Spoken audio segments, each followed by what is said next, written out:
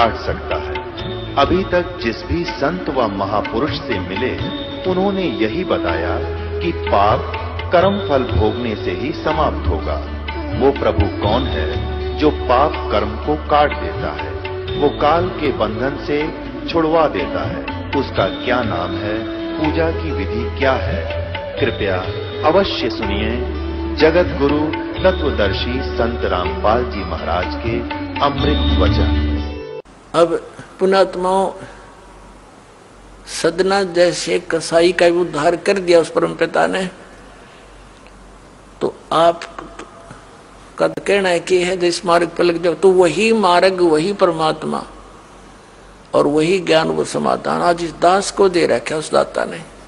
इसका लाभ उठाओ, औरों को भी समझाओ, सच से परिचित हो जाओ। तो जब तक हम इस भक्ति मार्ग पर जब चलते हैं तो हम मर्यादा से कतरा जाते हैं और लोक लाज में आकर मर्यादा भंग कर देते हैं। भगवान का कनेक्शन कट जाता है, पावर वाला काम आपका बंद हो जाता है। जैसे आपने कनेक्शन ले रखे, जैसे दास का जन्म एक किसान परिवार में हुआ। पहले हमारी माताएं हाथ से आटा पीसा करती थी, हाथ से ही पशुओं के चारे के लिए मशीन हुआ करती, हाथ ही गंडासा बोला करते, उसने काटा करते, और फिर मोटर लगा के बिजली का कनेक्शन ले लिया, वह पावर मिल गई।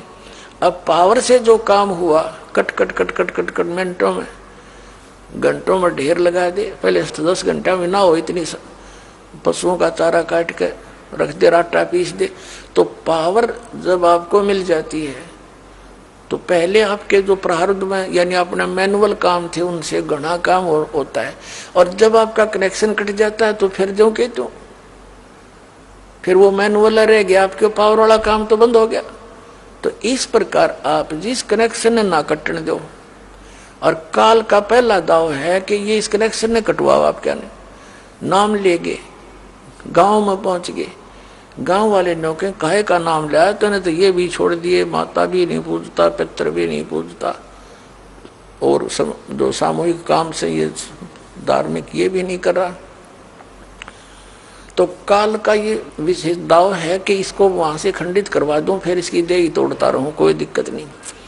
और जब मालिक के संरक्षण में हम रहेंगे, ये निकट नहीं आ सकता, ये कोई इसका अटैक हो नहीं सकता। तो इस काल ने ऐसी मर्यादाएं फंसवा दी, हमारे चारों तरफ फैला दी और जकड़ रखा नो कति प्राणी को बुरी तरह। लेकिन विश्वास रखना इस मालिक के ऊपर, नाम लेकर संघर्ष शुरू करो। वही बात है, जब कोई आपका कुल के लोग, आप उनको समझाने की चेष्टा करो, भाई ये बात है, ये ज्ञान है, मेरे यूं समझ में आ गया, और इसमें कोई त्रुटि है तो आप गहराई से देखो। आपको त्रुटि लगे तो मुझे बताओ, मैं त्याग दूंगा, न तुम आप भी लगो इस मार्ग को ग्रहण करो। तो वो नहीं मानते हैं, तो आप जी ने भी उनकी बातों को नहीं मानना है। इतनी सी बात है। जैसे एक चुटकुला है, एक टीचर था, अध्यापक, बच्चे बैठा था और बच्चे वहीं उसकी क्लास में कोई शरारत कर रहा था, कोई कूद रहा था, कोई उछल रहा था। एक व्यक्ति ने जाके कहा कि मास्टर जी, ये बच्चे आपसे नहीं डरते, काहे का टीचर है? तो टीचर बोला, मैं के डर हूं इनते, मैं भी ना डरता इनते। तो अब जब वो हमारे नहीं मानते तो हम भी नहीं मानने उनकी। तो इस मार्ग पर चलने के लिए आपने इस मर्यादा को दृढ़ रखना पड़ेगा। कबीर साहब कहते हैं, जब लग हंसा हमरी आना और काल लगे नी तेरा बाना। जब तक ये हंस, ये पुण्यात्मा हमारी आन में, मर्यादा में रहेगी, तब तक काल तेरा अटैक नहीं हो सकता किसी भी प्रकार का। तो इसने पता है इस बात का, तो ये सबसे पहले उस मर्यादा को भंग करवाता है। और इस भक्ति मार्ग में ये मर्यादा ऐसी समझ लो जैसी लक्ष्मण रेखा थी। इसको जरा सी ना समझा, जो दास वचन बोल रहा है, इसको जरा सा ना समझना, बहुत गहराई से और बड़ी सख्ती से इसका पालन करना। जैसे सीता जी को कहा गया था कि ये एक रेखा खींच दी है, इससे बाहर ना जाना, तब तक आप पर यहाँ कोई भी जंगली जानवर या कोई लुटेरा बकवादी व्यक्ति आपकी हानि नहीं कर सकता। और वो तो चले गए दोनों भाई, जिस खोज में वो भेजे थे उसने सीता जी ने। रावण आ गया एक साधु रूप बना के आटा मांगने के लिए, भिक्षा लेने के लिए।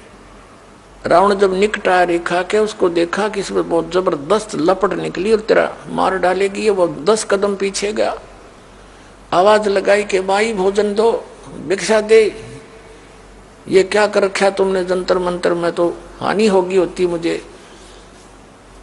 और तो उसने कहा कि भिक्षा ले जा महाराज यहाँ के।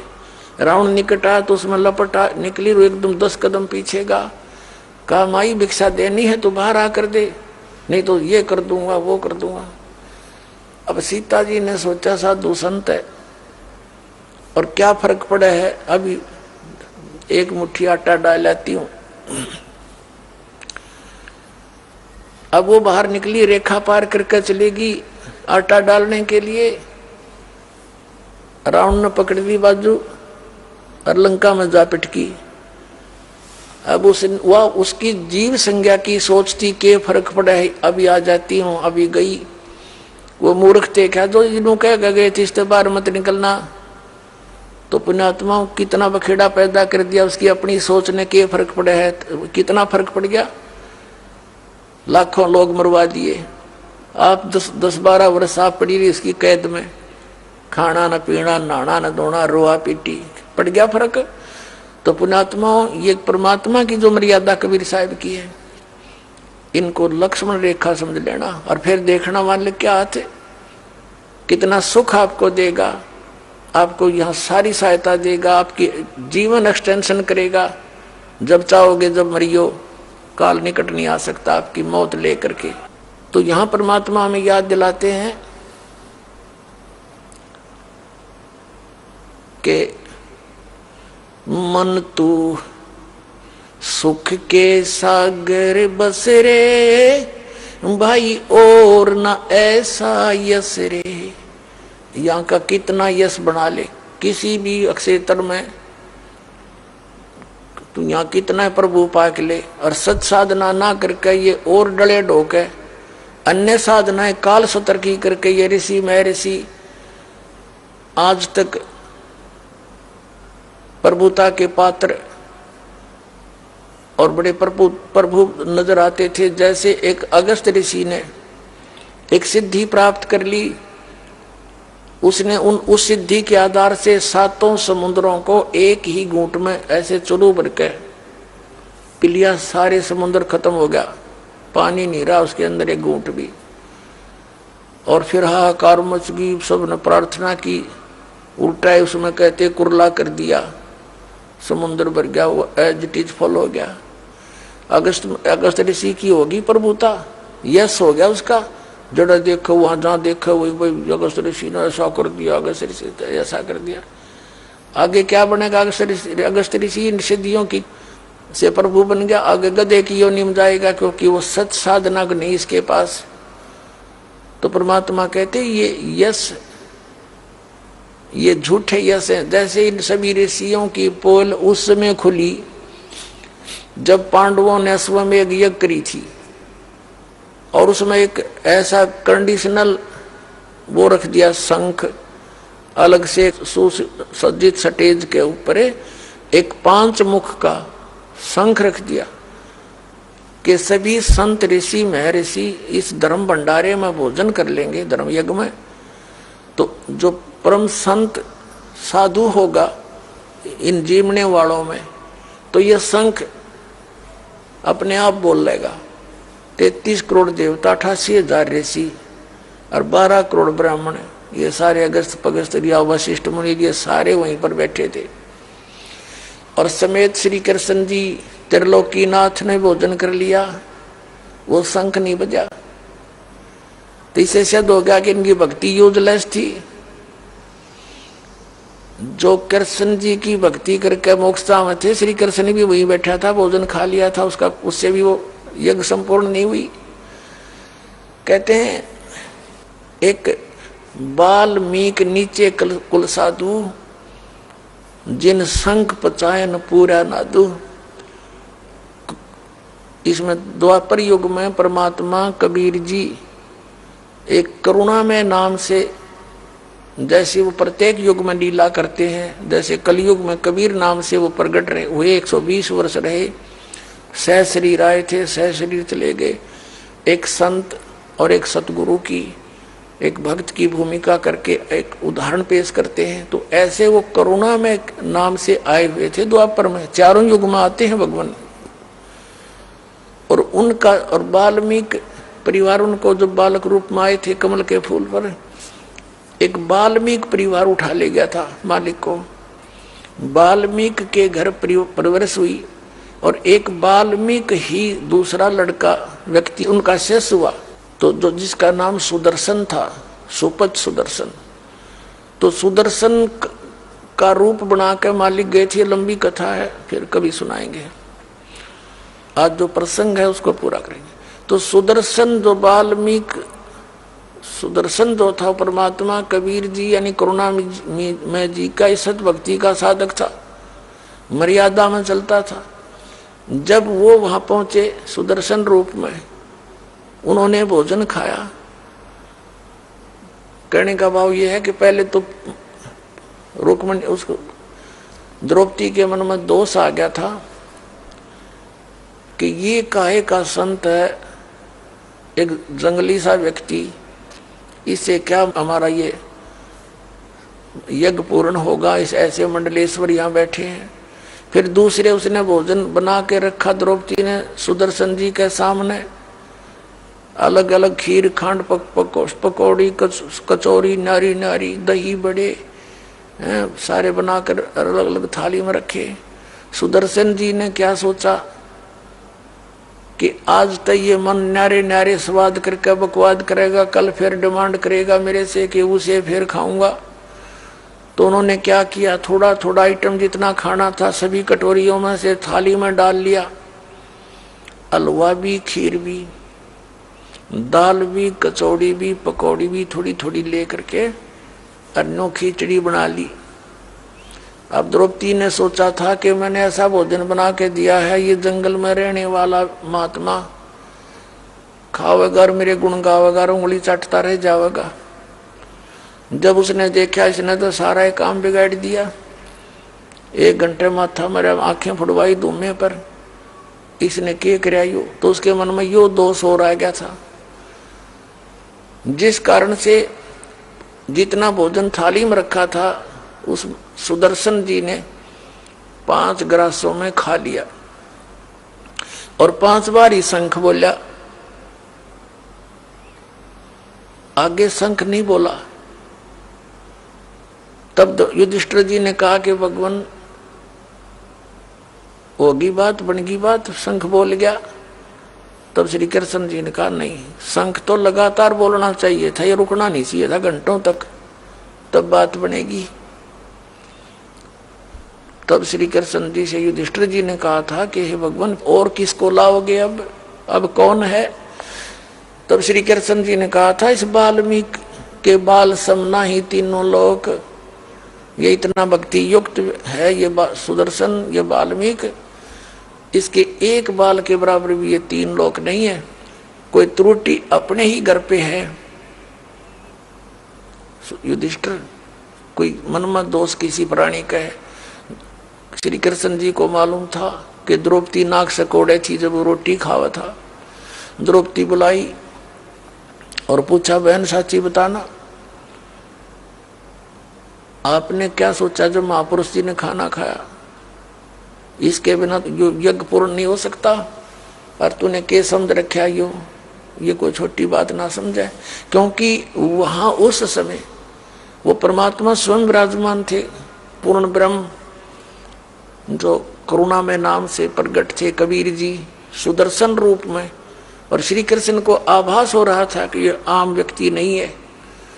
तब कह रहा था कि सुदर्शन कोई छोटी बात ना समझो इसको, क्योंकि आभास उसी को होता है जिसमें कोई अंदर वस्तु होती है आध्यात्मिक। श्री कृष्ण जी पुण्यकर्मी प्राणी थे, तभी तो 3 लोक के प्रभु बने हुए हैं।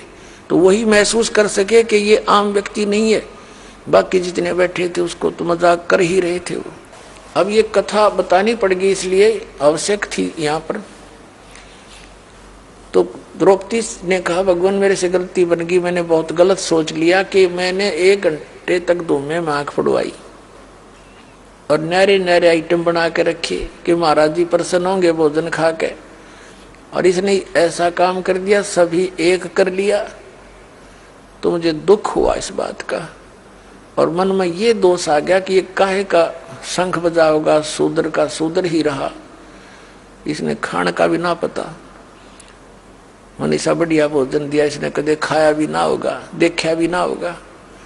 तब श्री कृष्ण कहने लगे कि द्रौपदी यह भीतरी कमजोरी है, तने ये सोच लिया कि इस महापुरुष को मनीषा भोजन खिला दिया, ये तो तुम्हें खिला रहे भोजन, इसने तो एहसान कर दिया तेरे ऊपर, तेरे घर का टूक तोड़ लिया कि ये तेरा तू उद्धार करने आए थे और तू क्या बकवास सोच बैठी।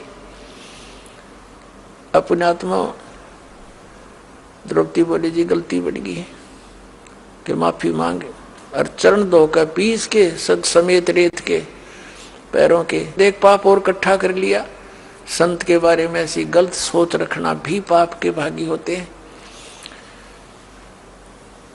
द्रौपदी लाई पात्र ठाकर को प्रांत तांसड़ा लेकर आई, लोटा पानी का, संत के चरण धोए, वापस लोटे में डाल लिया और आधा पी लिया द्रौपदी ने। जब श्री कृष्ण जी ने कहा कि आधा मुझे भी दे दे बहन, इसे महापुरुष का चरणामृत भागा करके मिलता है बड़े भाग्य वाले को। आधा श्री कृष्ण ने पिया। तब कहते वो शंख बजा था और पूरी पृथ्वी पर आवाज गई थी और सब वातावरण बदल गया था पूरी पृथ्वी का। सब वृक्षों पर बहार आ गई थी, फूल खिल गए थे। तब उनके वो 3 ताप कट्टे थे जो कबीर भगवान से तुम कौन राम का जपते जापम ताते कटे ना तुम्हारे 3 तापम। तो वहां कहते हैं और ज्ञानो माया के पूता, ये जितने बैठे थे ये सर्व रिद्धि सिद्धि के पुजारी थे, जितने 33 करोड़ देवता, 88,000 ऋषि, 12 करोड़ ब्राह्मण, कहते हैं 12 कोट वेद के वक्ता और सुपच का शंख बजा रहे। तो कहने का भाव यह कि ये जो परमात्मा जो कह रहे हैं कि मन तू सुख के सागर बसरे, भाई और ना ऐसा ही असरे। अब ये सुख के बने बैठे थे जो महात्मा, जैसे दुर्वासा जी ने सिद्धि प्राप्त कर रखी थी और सिद्धि प्राप्त करके प्रभु पा क्या पड़ा था। एक दिन अम्बरीश राजा के दरबार में जाकर सिद्धि प्रयोग कर दी। उस भगत के ऊपर उसकी सिद्धि काम ना करके उल्टा उसके ऊपर असर कर गई। तीनों लोक में धक्के खाता फिरे। अंत में सुदर्शन जी वहीं पर अम्बरीश राजा के चरणों में आकर उसने मत्था टेका, तब उसका छुटकारा हुआ। तो कहने का भाव ये है पुण्यात्माओं कि जब तक हम सत भक्ति नहीं करते तो ये महिमा यूजलेस है यहाँ की। जैसे राजा अम्बरीश की इस बात से महिमा होगी कि दुर्वासा ऋषि ने उसके सामने हार मान ली, तो अम्बरीश की महिमा होगी। वही राजा अम्बरीश उस जन्म में सतयुग के अंदर बहुत बड़ा पुण्यकर्मी प्राणी था, बहुत अपनी प्रजा को प्यार से रखता था, धर्म करता था, बहुत अच्छी सती थी, उसके शासन में रहती थी और अपनी भक्ति और पुण्यों के कारण वो विष्णु लोक में चला गया, स्वर्ग में। अपने वहां पुण्यों का नाश करके फिर त्रेता युग में वही आत्मा राजा जनक बने।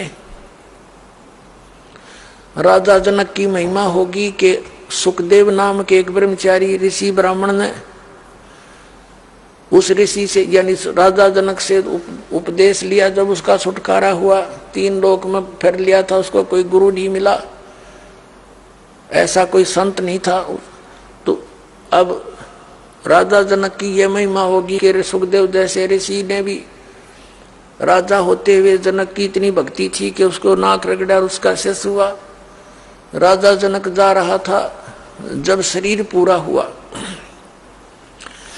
अपनात्माओं हर एक चीज पर भिन्नता आपको महसूस होगी कि राजा जनक काल की भक्ति करता था और फिर भी विमान में बैठ कर जा रहा था।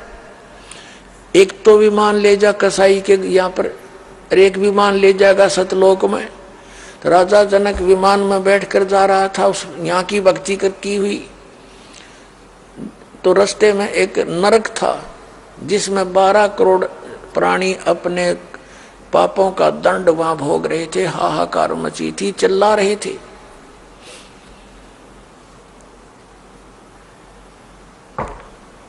राजा जनक ने दयालु था, न्यायकारी राजा था।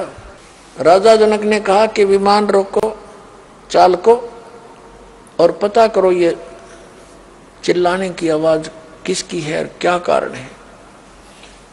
तो उनको तो मालूम था, वही बता दिया जी यहाँ पर एक नरक है और नरक में ये आत्माएं जो है अपना किए हुए पाप कर्म का दंड भोग रही है, इसलिए चिल्ला रही है। तो राजा जनक ने कहा कि इनको छोड़ दो, छुड़वा दो, मुझसे देखा नहीं जाता।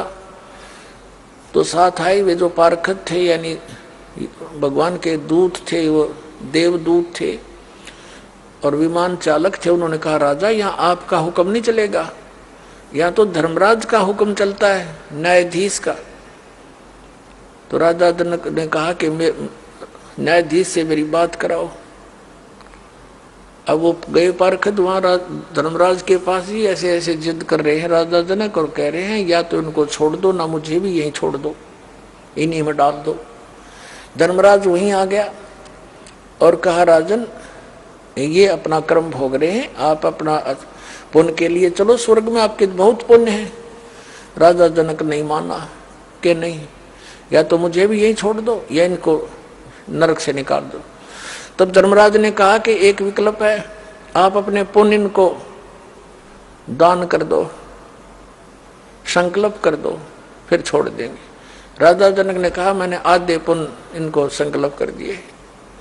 तो राजा जनक के द्वारा दिए गए पुण्यों के आधार से उनको वहां से निकाल लिया, नरक से 12 करोड़ आत्माओं को विमान में बैठा कर स्वर्ग भेज दिया।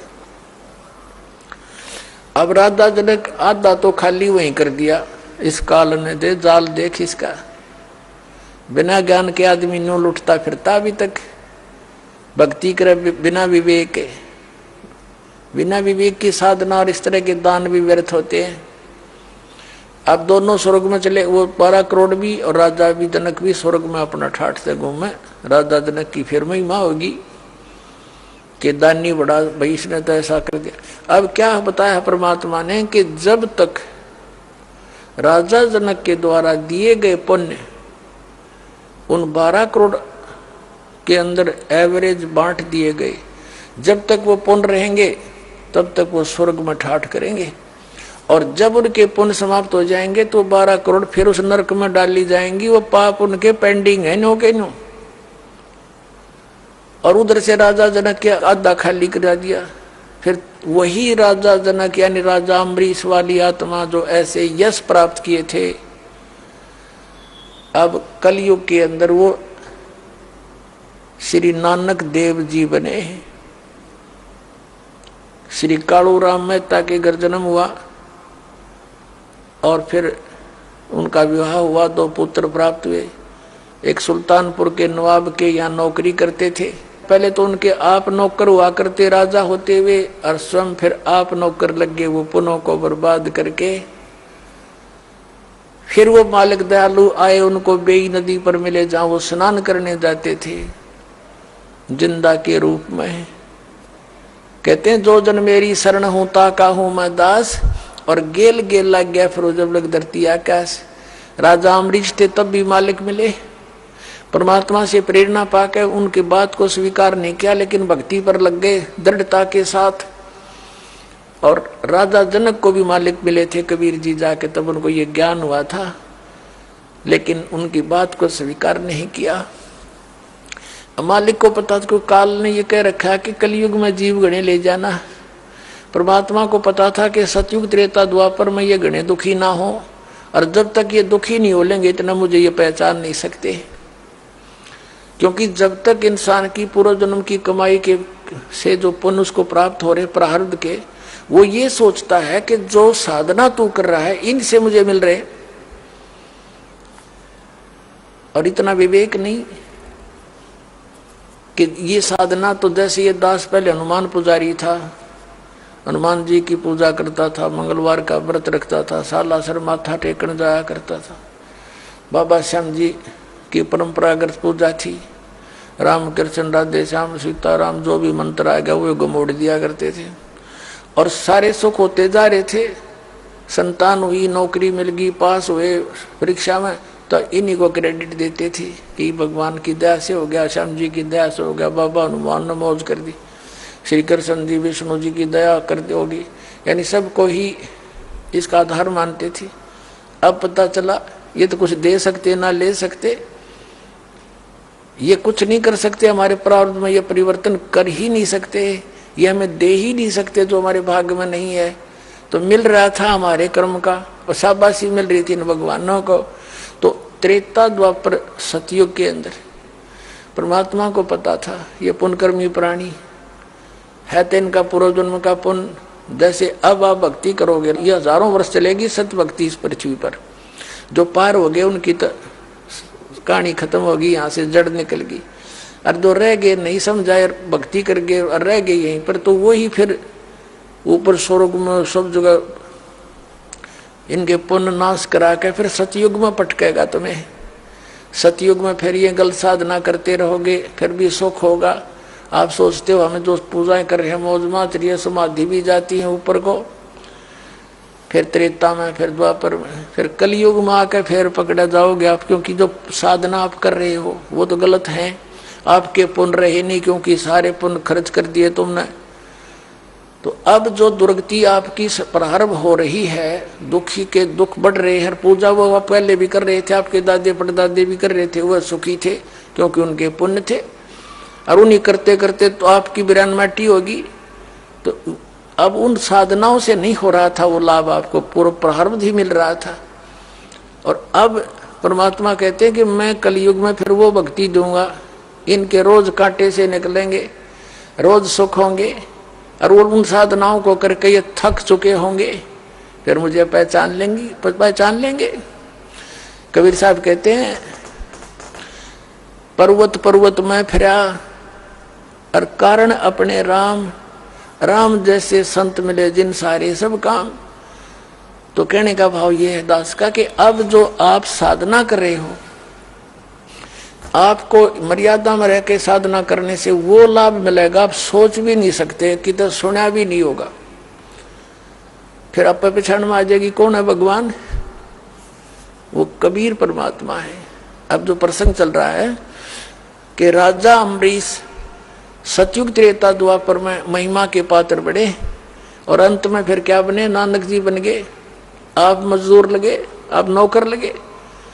तो फिर मालिक आकर मिले, जो जन मेरी शरण है ताका हूं मैं दास, गेल गेल लाग्या फिरूं जब तक धरती आकाश। आप आज के नहीं हो जो शरण मांगे, ये करोड़ों की संख्या में ये नकली संत बहकाए बैठे। अरदास ने खूब आवाज लगा लिए तो कुंभकर्ण की नींद सोए पड़े, भांग पी रहे उन संतों के पास, इतनी आवाज लगा दी। क्रोथा कांड इसी का कारण था, सच्चाई कहने का इनकी पोल पाट दी थी इन नकली आचार्य ऋषि की, मैं ऋषि दानंद की, सारे की। तुम्हारे लिए परमात्मा के बच्चे हो, जागो किसी तरह हैं। और वो उड़ा फंसे पड़े, नो सोचा इतना आवाज लगा के भी ना जाए गिरे। तो कहने का भाव ये है कि सतयुग त्रेता द्वापर में अब जो ये परमात्मा ने कलयुग में आकर जो मुहिम चलाई है ये पूर्व निर्धारित थी। और आप वो पुण्यकर्मी प्राणी हैं जो आपकी शरण में आ गए, अब अरिया बात समझ में आ गई।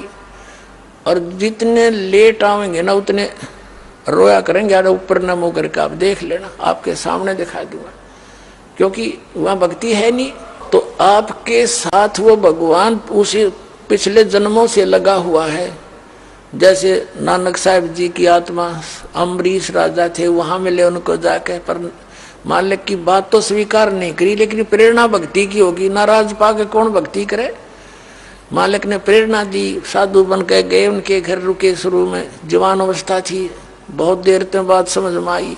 फिर ऐसी आई कि चल जैसी भी कर रहा था करके कुछ तो पुण्य कमाए, कुछ दिन तो स्वर्ग में रह गया उल्टा। फिर राजा जनक को मिले, फिर वही आत्मा नानक देव बने, वहां पहुंच गए, बेई नदी पे गोष्ठी करी, पहले उनसे ज्ञान समझाया, लेकिन पुराना रंग गणा था, नहीं समझ में आया तो फिर सतलोक लेकर गए उस प्यारी आत्मा को। सतलोक में परमात्मा को देखा और वही भगवान फिर काशी में कपड़ा बुनता देखा। तब कहा था फाई सूरत मुलुक की वेश, ए ठगवाड़ा ठगी देश, खरा सियाणा बोता बार। ये दानक रूप रहा करता, नानक साहिब जी ने कहा था। ये गुरु ग्रंथ साहिब के अंदर 24 नंबर पृष्ठ के ऊपर ये पूरा शब्द लिखा हुआ है नानक साहिब जी का। तो पुण्यात्माओं, कबीर साहब कहते हैं तो आप भी उन्हीं पुण्यात्माओं में से हो। पहले तो परमात्मा ने अपने गवाह बनाने थे कलयुग में। ये 6 गवाह तो दास को याद है परमात्मा की।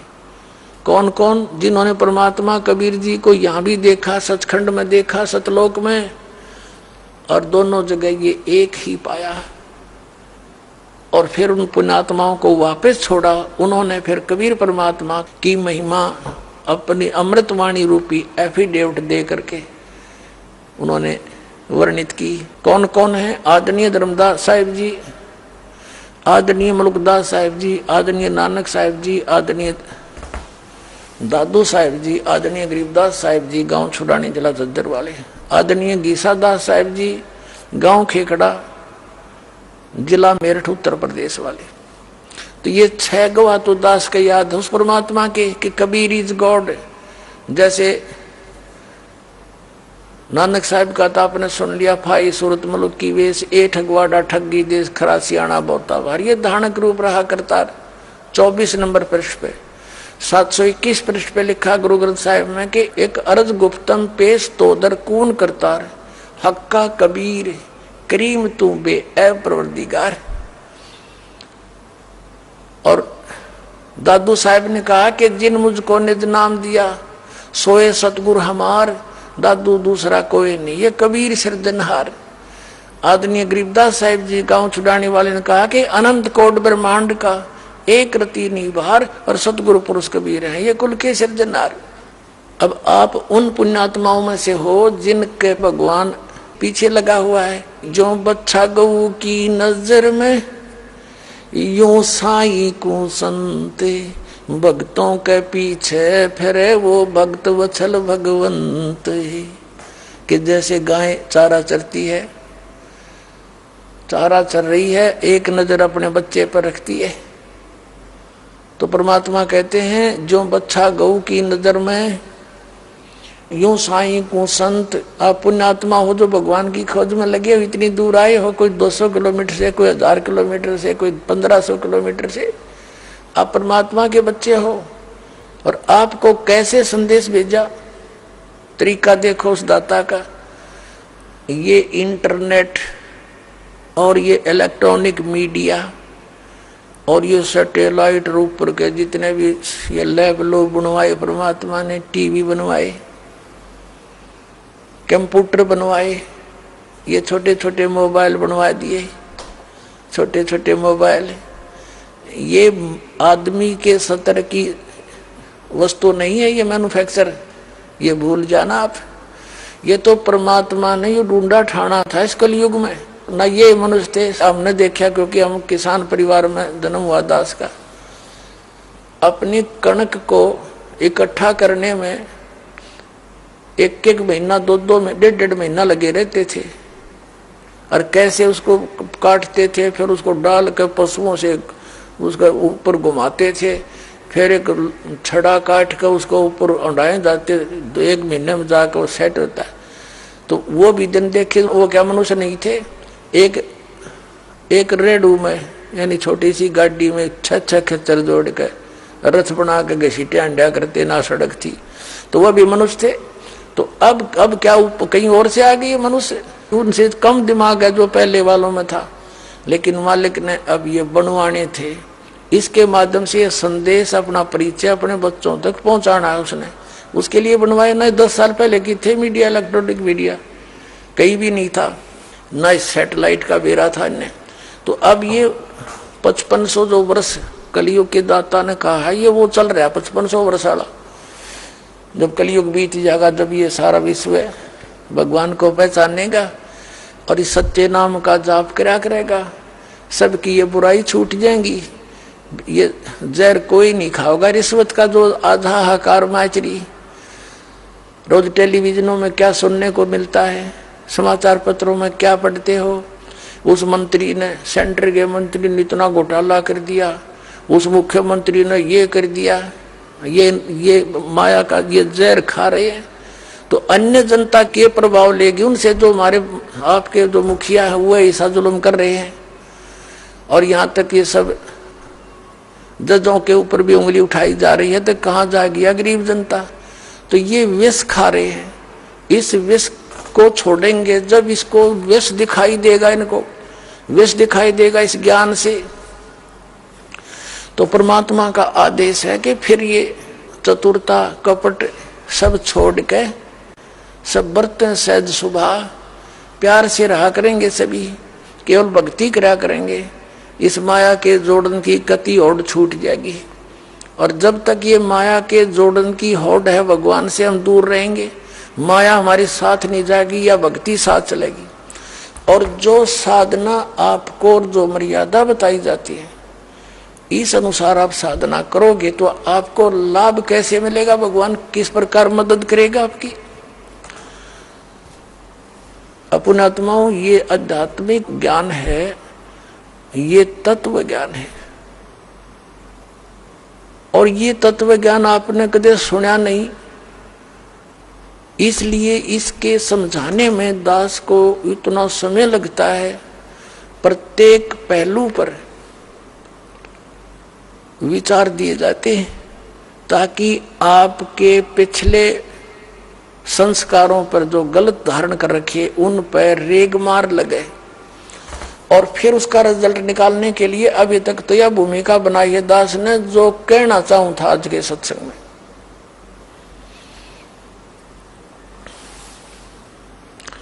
क्या कहना चाहूं था, क्या स्टार्ट किया था, मन तू सुख के सागर बस रे भाई और न ऐसा यस रे। अब संसार की जो जगत की जो परंपराएं और सोच और इच्छाएं हैं वो भक्ति वाले भगत की नहीं रहती, उनके विपरीत हो जाती है। तो जगत समझता है यू भगत मेंटल हो गया, तो परमात्मा कहते हैं कोई बात ना, जगत ने तो उनको तो ज्ञान नहीं, आपको ज्ञान हो गया। उनकी बातों में मत आना, अपना नियम ना छोड़ना, लड़ना नहीं किसी से, मानो ना मानो, आपको दुखी करें हाथ जोड़ के बैठ जा, मालिक से अर्ज करें न सद्बुद्धि दो दाता। ये बालक से बच्चे हैं, ये आपको पहचान नहीं रहे, दास का पहचान मांगे, इतनी सी बात है। अब परमात्मा क्या बताते हैं, जैसे परमात्मा स्वयं आए यहाँ पर, प्रत्येक युग में आते हैं, वेद गवाही देते हैं। कबीर साहब कहते हैं वेद मेरा भेद है, मैं ना वेदन के माही, और जौन वेद से मैं मिलूं वो वेद जानते नहीं। चारों वेद मेरी ही महिमा का गुणगान कर रहे हैं, लेकिन जिस वेद से, जिस ज्ञान से, तत्व ज्ञान से मैं मिलूं वो वेदों में नहीं है। वो तो परमात्मा ने स्वयं आकर बताया अपनी सच्चिदानंद घनब्रह्म की वाणी में, और वो दास ने समझा, इन कबीर पंथियों ने भी ना समझ सके हुए। तो दास पर दया करी, इसका मास्टर बना के भेज दिया परमात्मा ने आपके लिए। अब इसको समझो, दो दास बताना चाह रहा है आपको कि और ना ऐसा यसरे, सर्व सोने की लंका थी वह रावण से रणधीरम, एक पलक में राज विराजी जम के पड़े जंजीर। फूला फिरे था, सोने की लंका, खूब बलवान था, खूब धनुषधारी सूरवीर था। रामचंद्र जी के छक्के छुड़ा दिए थे, मरा नहीं था रावण, जिसको हम भगवान करके पूजा करते थे। फिर परमात्मा ने दया करी थी, न किसके नो कहते बोला, उसका भाई ने बता दिया कि नाभि में तीर मार, इसका अमृत है। किसकी नाभि में तीर मार, वो अनजान था, खूब कोशिश कर ली थी, बीच में काट देता। तो परमात्मा ने कहा था कि उसका निशाना भी तीर हमने मरवाया था, उसका व्यौतना था राम का, तो इतना सूरवीर था वो। तो क्या बताते हैं कि आप एक छोटी सी कोठी बना लोगे, एक कार ले लोगे और 2-4 प्लाट की तक खरीद के घेर लोगे, आप मर जाओगे, मुक्त 84 लाख योनियों में कुत्ते गधे बनकर वहां सैर सपट्टे करते फिरोगे। तो और वो कहते हैं वो देख सर्व सोने की लंका थी, रावण से रणधीरम, एक पलक में राज विराजियो जम के पड़े तंजीरम। 1 सेकंड में यम के दूत जकड़ के ले गए उस रावण ने। और बहुत सी उदाहरण देते हैं कि दुर्योधन से राजा होते संग कोत्र भाई। अब तक किसी के 2 भाई की तो छोटे मोटे अच्छे पोस्ट हो जाए या वैसे पहलवान से हो जाए, वो धरती तो हिल देगा हम में।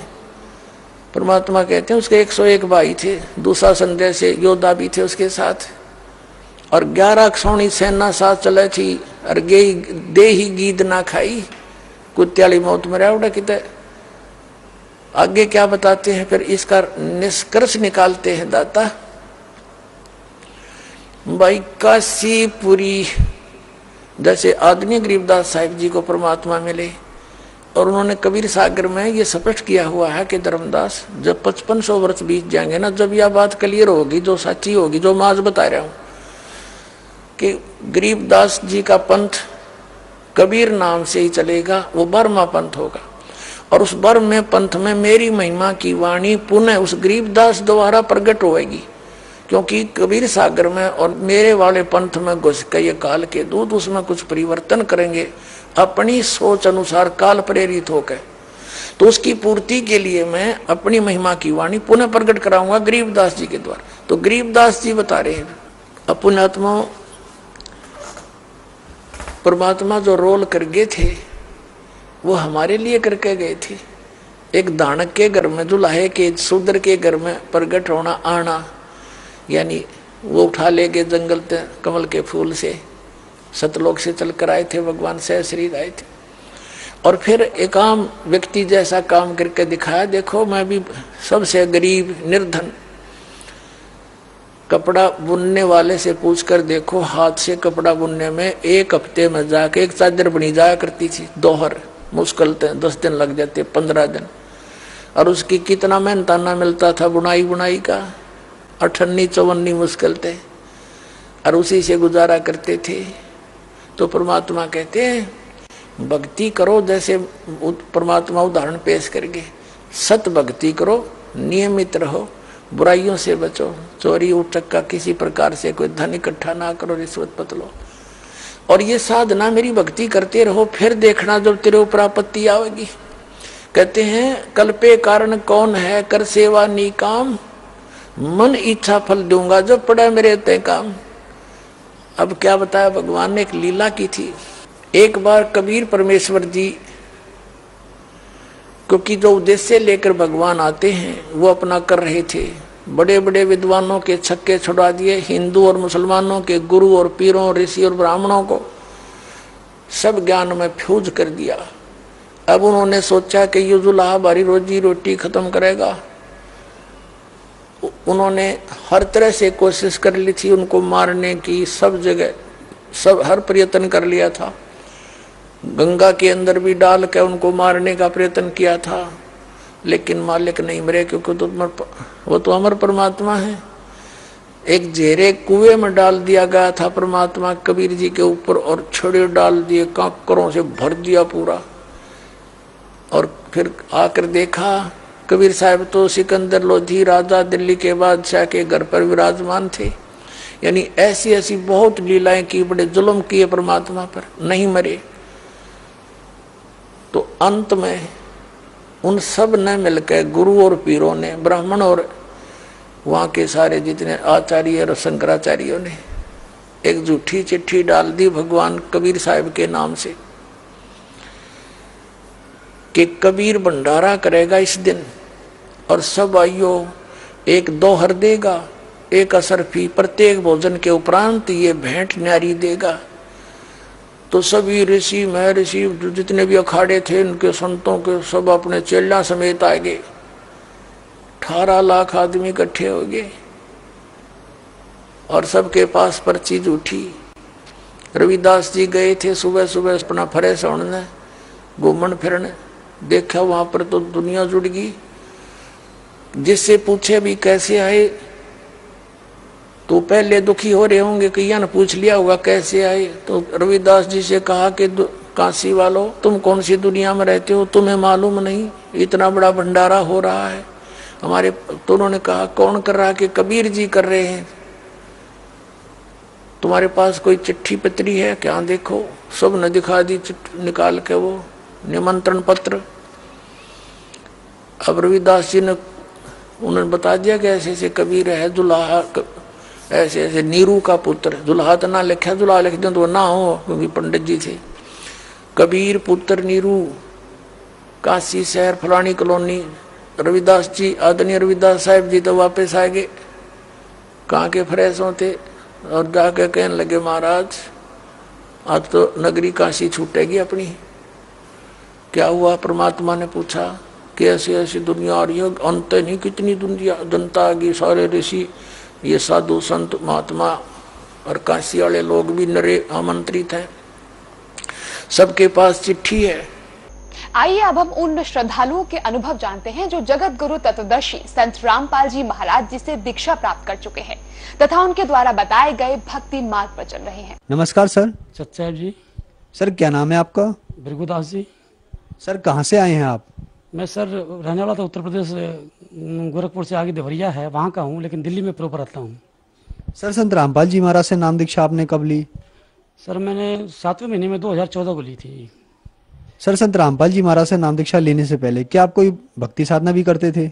सारी साधनाएं करता था, देवी देवताओं को पूजना, अपने घरों के देवी देवताओं को पूजना, सभी करता था, लेकिन दुखी रहता था हमेशा। बचपन में मेरे माँ बाप एक्सपायर हो गए जी, सारा जीवन मैंने कष्ट में संभाला।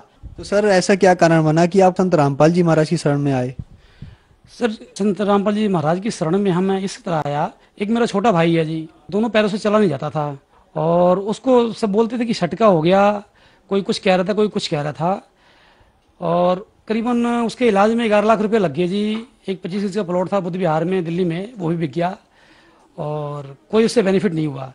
इसके बाद वो हमारा छोटा भाई टेलीविजन का काम करता है जी, तो वो साधना चैनल पे संत रामपाल जी महाराज परमात्मा की सत्संग आ रहे थे, वो सत्संग देखा और सत्संग में वो गीता जी खोल करके दिखा रहे थे कि भी जो शास्त्र विधि के त्याग करके जो मनमाना आचरण करता है उसे कोई सुख नहीं होता है।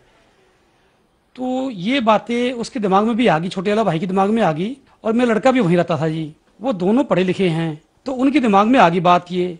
फिर इन लोगों ने क्या किया कि एक गीता जी खरीद के ले आया, ये देखने के लिए कि भाई गुरुजी कहीं झूठ तो नहीं बोल रहे हैं। फिर हर रोज देखने लग गया वो सत्संग। संत रामपाल जी महाराज का सत्संग देखते देखते उनको 1 महीना हो गया।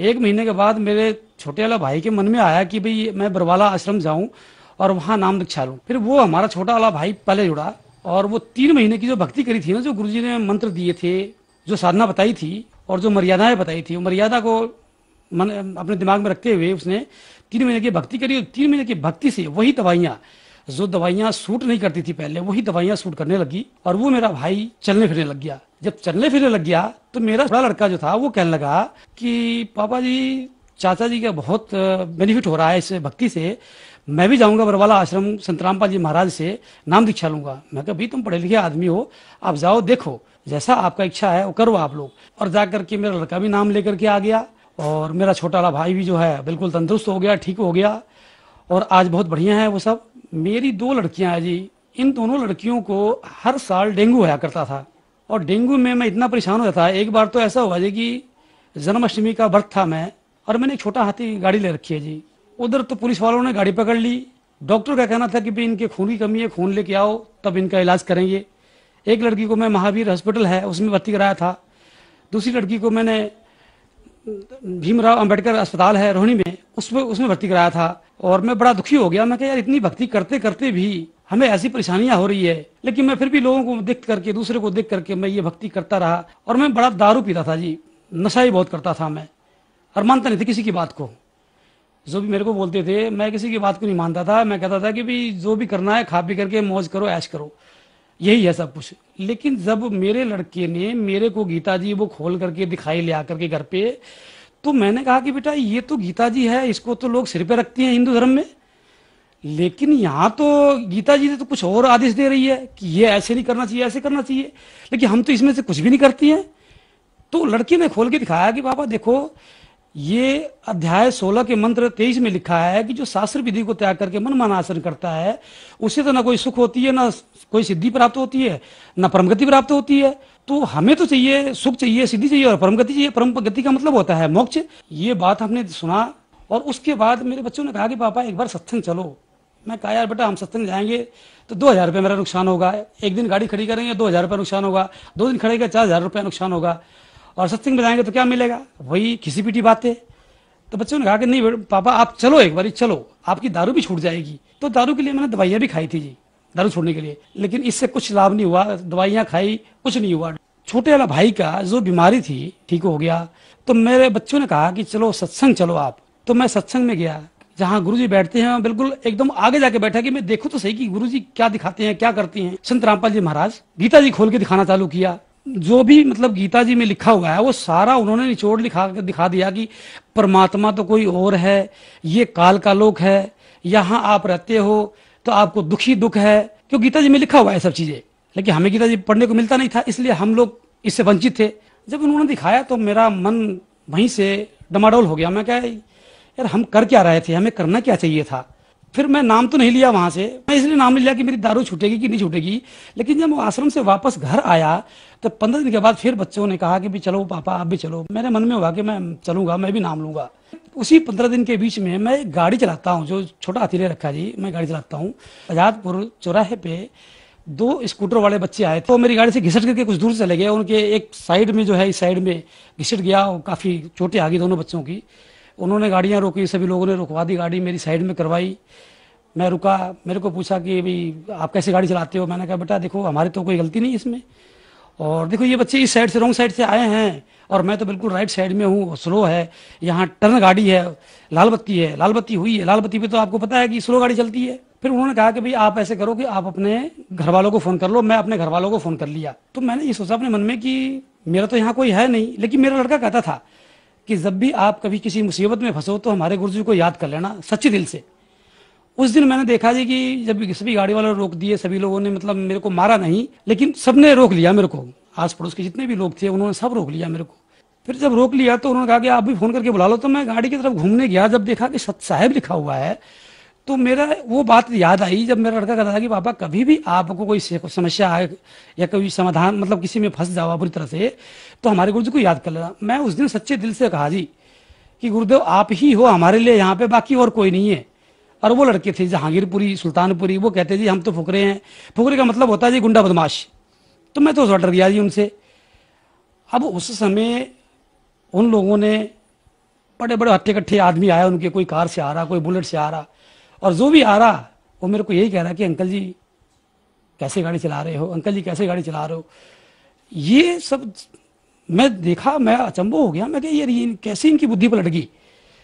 फिर मेरे दिमाग में आया कि शायद हो सकता है कि गुरु जी ने ये काम कर दिया, संत रामपाल जी महाराज ने ये काम किया होगा, और तो किसी के बस का है नहीं। हमारे साथ एक्सीडेंट हुआ, उसके बाद बच्चों ने मेरे को बताया कि ये गुरु जी का कमाल था और गुरु जी ने ये काम किया, अब आपको नाम लेना चाहिए। फिर मेरे को विश्वास हो गया जी, मैं संत रामपाल जी महाराज से नाम लिया और हम उसमें परमात्मा से संबोधित करते हैं जी संत रामपाल जी महाराज को।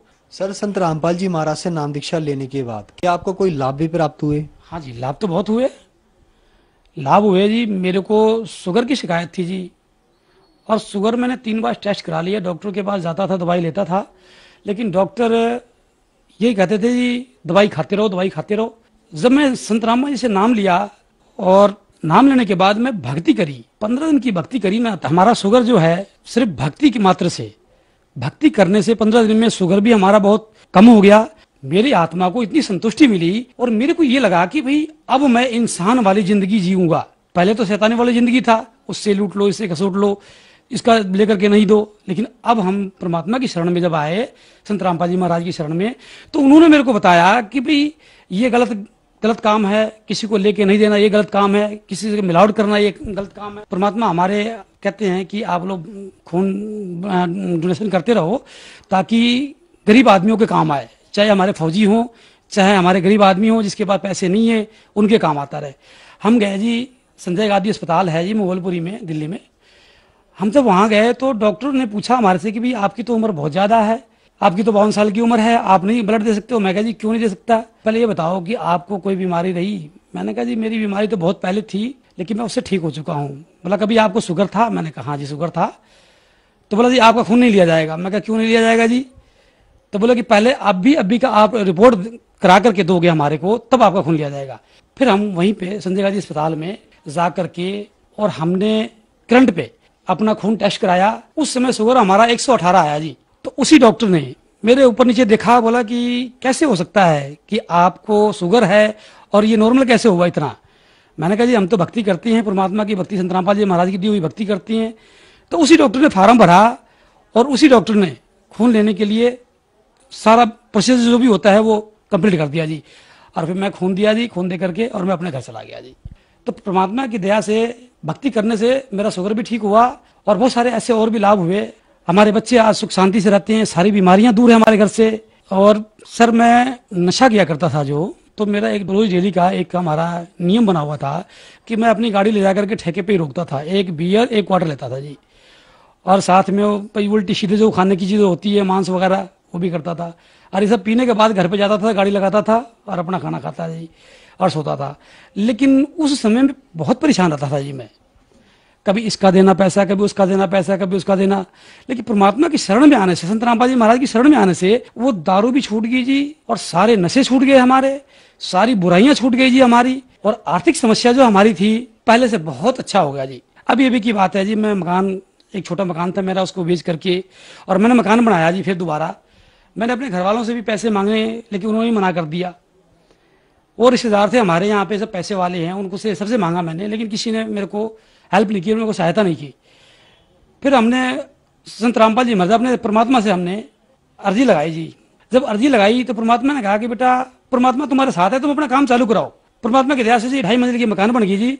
और मेरे को ये नहीं पता लगा कि पैसे कहाँ से आया, परमात्मा की दया हुई जी हमारे से। सर संत रामपाल जी महाराज से नाम दीक्षा लेने के बाद आपको बहुत सारे लाभ मिले। आपने शुरू में बताया कि आप देवी देवताओं की भक्ति करते थे और बहुत सारे तीर्थ स्थानों पर भी गए, वहां आपको लाभ नहीं मिला। फिर आप संत रामपाल जी महाराज की शरण में आए, आपको सारे लाभ मिले। तो क्या कारण है कि लोग तीर्थों पे भी जाते हैं, देवी देवताओं की पूजा करते हैं, उनको लाभ नहीं मिलता, फिर वही लाभ संत रामपाल जी महाराज दे देते हैं? सर सबसे बड़ी बात यह है कि संत रामपाल जी महाराज ने गीता जी के अनुसार सारी साधनाएं बताई और उससे हमारे को लाभ हो रहा जी। सर संत रामपाल जी महाराज से नाम दीक्षा लेने के बाद आपको बहुत सारे लाभ प्राप्त हुए। तो जो श्रद्धालु आज आपको देख रहे हैं, आप उन्हें क्या संदेश देना चाहेंगे? संदेश तो परमात्मा ही देंगे जी, संत रामपाल जी महाराज। हम तो उनसे नम्र निवेदन करेंगे कि भाई जैसे मैं दुखी था वैसे आप दुखी मत हो। कम से कम हम लोग की उम्र हो गई है, जो हमारा अनुभव है वो मैं आपको अपना अनुभव बताया। आप लोग भी संत रामपाल जी से नाम दीक्षा ग्रहण कीजिए और नाम दीक्षा ग्रहण करके अपना कल्याण कराइए। जो सुख मुझे मिला है वो आपको भी मिले, ये मेरी आप लोगों से विनती है। सर संत रामपाल जी महाराज से नाम दीक्षा कैसे ली जा सकती है? सर संत रामपाल जी महाराज जी का चैनलों पे सत्संग आते हैं, बहुत सारे टीवी चैनल हैं, उन चैनलों पे नीचे एक पट्टी चलती है पीले रंग की, उस पे सारे नंबर्स होते हैं, फोन नंबर होते हैं। उस नंबरों को आप नोट करिए और नोट करके आप उसको फोन कर लीजिए। जहां भी आप रहते हैं आपके नजदीकी सेंटर का नाम नंबर दे दिया जाएगा और आप वहां जाकर के नाम दीक्षा लीजिए और अपना कल्याण कराइए। धन्यवाद सर। सत साहिब।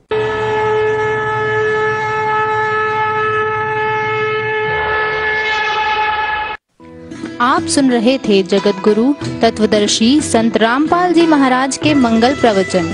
अधिक जानकारी के लिए संपर्क करें 8222 880 541।